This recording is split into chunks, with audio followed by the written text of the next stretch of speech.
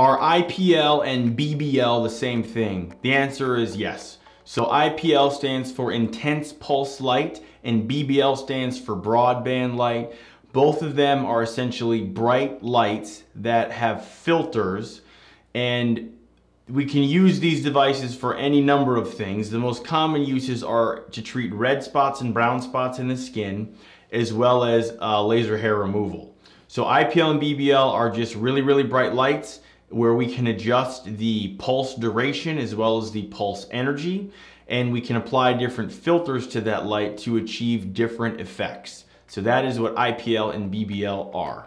To learn more, check out our website where you can upload your photos and concerns as a virtual consult. You can also check out our price estimator to get pricing information for all the various procedures we offer.